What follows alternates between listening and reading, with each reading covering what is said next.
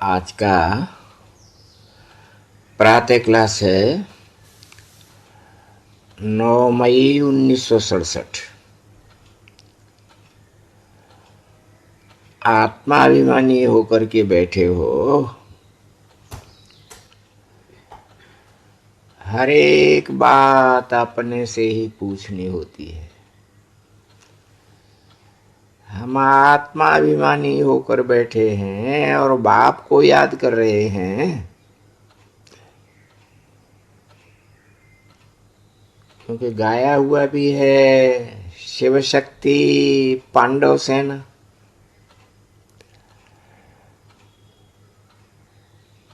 ये शिव बाबा की सेना बैठी हुई है।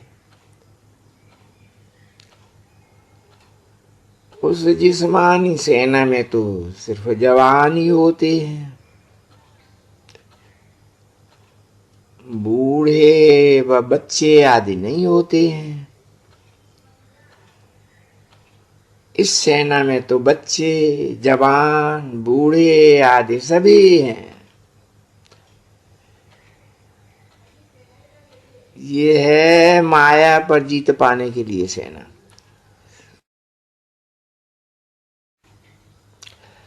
हर एक को माया पर जीत पाकर और बाप से बरसा लेना है।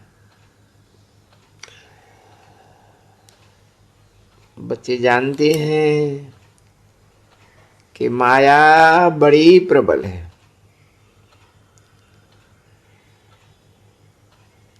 कर्मेंद्रियां धोखा बहुत देती हैं।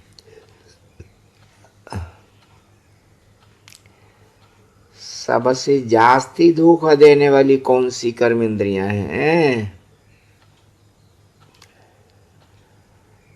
आंख कर्मेंद्रिय ही सबसे जास्ती धोखा देती है। बल अपनी स्त्री होगी, फिर कोई देखी खूबसूरत व कुमारी हुई तो फिर दिल में उठेगा कि इनको बागी पहने। हाथ लगावे, आंखें तो बहुत बड़ा धोखा देती है। चार्ट में ये भी लिखो कि आज कौन सी इंद्री ने धोखा दिया। आज फलानी को देखा तो दिल हुई कि इनको हाथ लगावें, ये करें। आंख बहुत तकलीफ देती है। हर एक कर्मेंद्रिय की तरफ देखो कि बहुत नुकसान करती है। सूरदास का भी इस पर मिसाल देते हैं ना, अपनी जांच रखनी चाहिए। आंखें बहुत धोखा देने वाली है। कोई अच्छी खूबसूरत देखते हैं तो उस पर ही फिदा हो जाते हैं। बहुत शोभावान है, गायन में अच्छी है, बस अच्छे अच्छे बच्चों को भी धोखा दे देती है। बल सर्विस तो अच्छी करते हैं, परंतु आंखें धोखा देती हैं। इस पर बड़ी जांच रखनी होती है, क्योंकि दुश्मन है ना, हमारे पद को भ्रष्ट कर देगी। जो सेंसिबल बच्चे हैं उनको तो अच्छी रीति नोट करना चाहिए। डायरी पॉकेट में ही पड़ी हुई हो, जैसे भक्ति मार्ग में बुद्धि और तरफ जाती है तो अपने कोई चुटकी मारते हैं। तुमको भी अपने आप को अपने आप सजा देनी चाहिए, बड़ी खबरदारी रखनी चाहिए। कर्मेंद्रियां कहीं पर धोखा तो नहीं देती हैं, किनारा ही कर लेना चाहिए, खड़े होकर के देखना भी नहीं चाहिए। स्त्री पुरुष का ही तो सारा हंगामा है, देखने से ही काम विकार की दृष्टि जाती है। इसलिए ही सन्यासी लोग बैठते हैं तो आंखें बंद कर लेते हैं।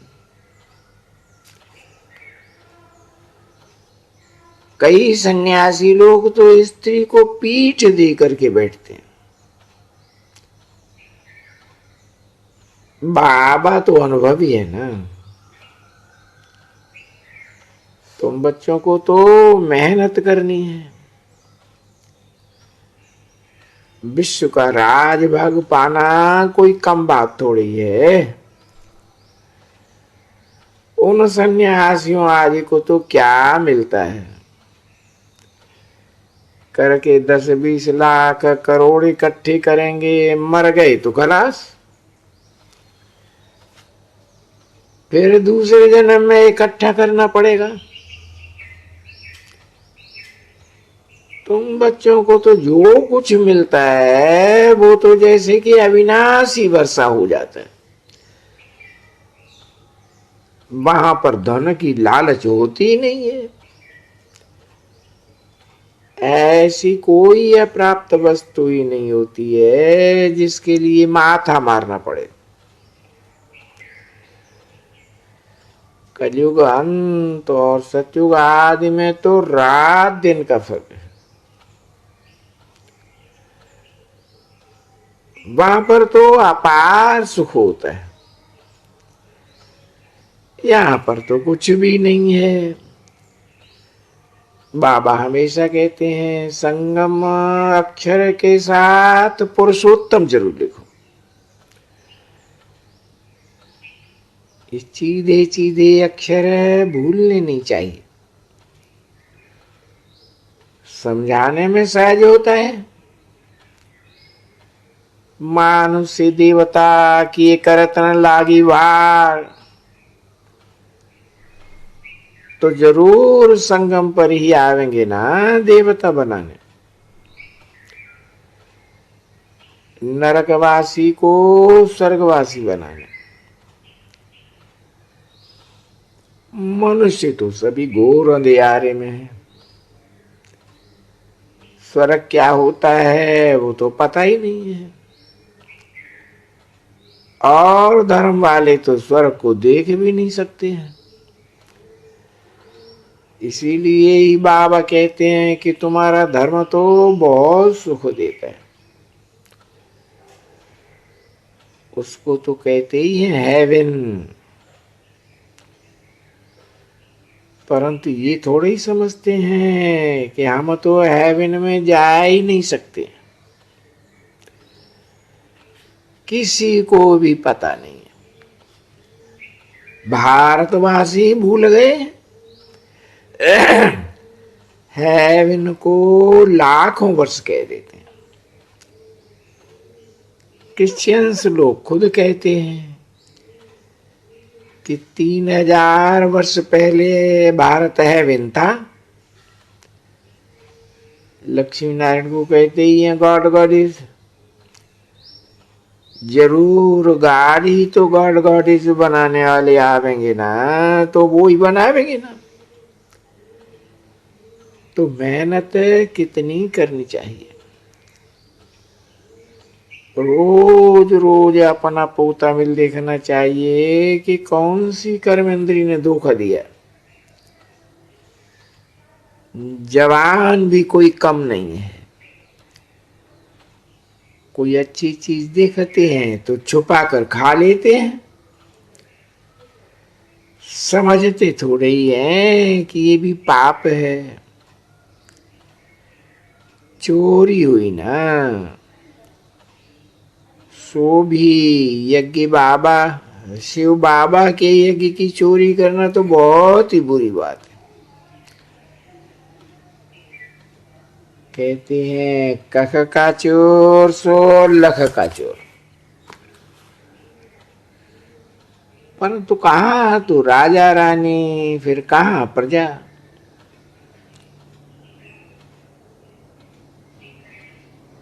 9 मई 1967 की प्रातः क्लास का दूसरा पेज। तो बाप कहते हैं कर्मेंद्रियों की बड़ी जांच रखनी चाहिए। कौन सी कर्मेंद्रिय धोखा देती है? पोता मिल निकालना चाहिए। व्यापार है ना। बाप समझाते हैं कि मेरे से व्यापार करना है, ऊंच पद पाना है तो श्रीमत पर चलो। बाप डायरेक्शन देंगे तो उसमें भी माया बिगन डालेगी, डायरेक्शन पूरा करने नहीं देगी। बाप कहते हैं कि ये भूल तो कब मत करना। हमको बाप कहते हैं ये मत बाप की है, नहीं मानेंगे गफलत करके फिर बहुत पछतावेंगे। हम कल्प कल्प यही पद पावेंगे, कब भी ऊंच पद नहीं पावेंगे। अब तो तुम खुशी से कहते हो कि हम तो नर से नारायण ही बनेंगे, परंतु आपन से पूछते रहो कि हम कहीं पर कर्मेंद्रियां हमको धोखा तो नहीं देती। जितना जितना डायरेक्शन अमल में लाते रहेंगे तो तुम्हारी बहुत प्रगति होगी। सारे दिन का पोता मिल देखना चाहिए। भूल तो बहुत होती है ना, बातें करेंगे, तरस पड़ेगा, इनको खिलाऊं, सौगातें दूं, इस तरह अपना बहुत वेस्ट टाइम कर लेते हैं। माला का दाना बनने में बड़ी मेहनत लगती है। 8 रत्न है मुख्य, नवरत्न कहते हैं। एक तो शिव बाबा है, ऊंच ते ऊंच है, बाकी है 8 हैं। बाबा की भी निशानी तो बीच में चाहिए ही ना। कोई ग्रहचारी आदि होती है तो भी 8 रत्न आदि की अंगूठी पहनते हैं। इतने ढेर सारे पुरुषार्थ करने वालों में से भी 8 ही निकलते हैं पास विधानर बनकर। बाकी तो जो सो भी हैं उनको भी कुछ न कुछ छींटा लगता ही है। 8 रत्नों की बहुत महिमा है। देह अभिमान में आने पर कर्म इंद्रियां बहुत धोखा देती है। चिंता रहती है ना कि हम पुण्य काम करें तो हमारे पाप मिट जावे। सतयुग में कोई चिंता की बात नहीं, क्योंकि वहां तो रावण का राज्य ही नहीं है। वहां पर भी ऐसी ही बात हो फिर तो नरक और स्वर्ग का फर्क ही नहीं रहेगा। तुमको इतना ऊंच पद देने के लिए भगवान खुद पढ़ाते हैं।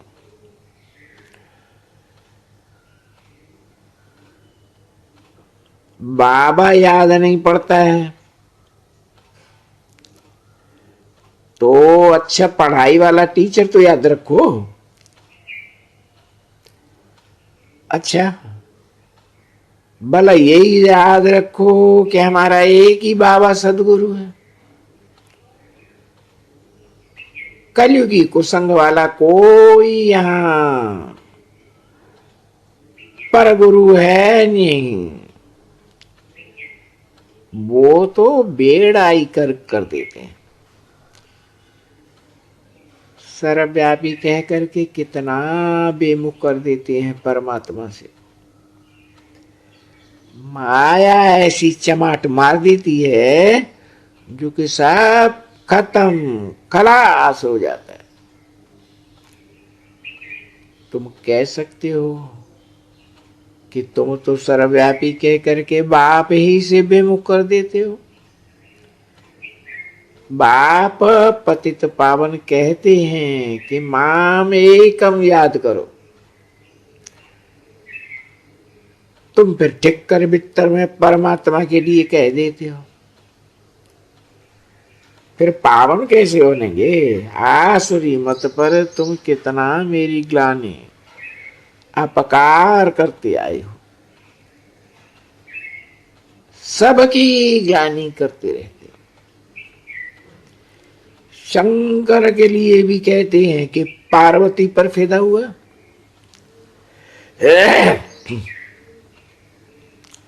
ये थोड़े ही समझते हैं कि प्रजापिता ब्रह्मा के तो सभी बच्चे ही हैं, उनको स्त्री होती नहीं है। शास्त्रों में कितनी ग्लानि लिख दी है।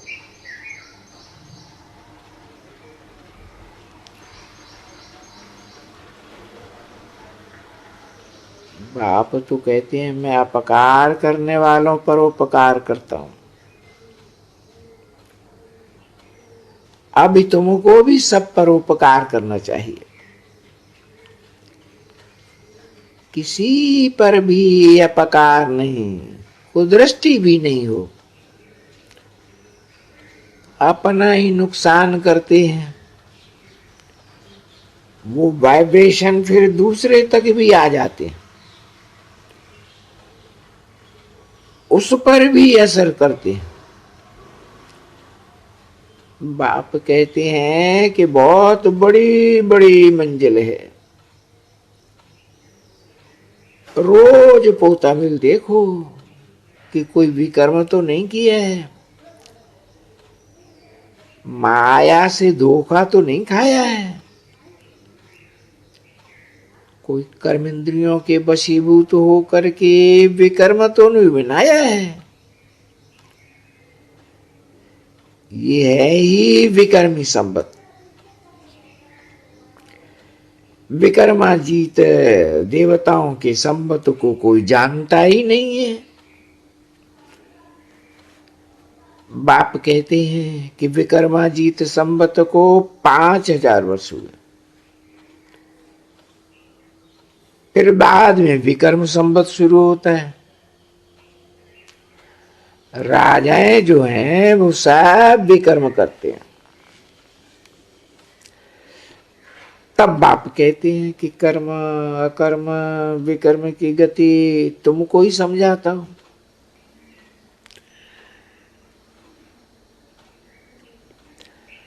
रावण राज्य में तुम्हारा कर्म विकर्म बन जाता है, सतयुग में कर्म अकर्म होता है, विकर्म बनता ही नहीं है। वहां पर विकार का नाम नहीं। ये ज्ञान का तीसरा नेत्र अब तुम बच्चों को ही मिला है। तुम अभी त्रिनेत्री त्रिकालदर्शी बने हो, तुमको त्रिकालदर्शी बनाने वाला है बाप। पहले जब आस्तिक हो तो त्रिनेत्री त्रिकालदर्शी बने। सारे ड्रामा का राज बुद्धि में है। मूल वतन सूक्ष्म वतन 84 का चक्र सारा बुद्धि में। फिर पीछे और धर्म आते हैं, वृद्धि को पाते हैं। उन धर्म स्थापकों को गुरु नहीं कहेंगे, सर्वगति सर्व की सदगति करने वाला सदगुरु एक ही है। बाकी वो कोई सदगति करने थोड़े ही आते हैं, वो तो अपना धर्म स्थापन करने आते हैं। ओम शांति।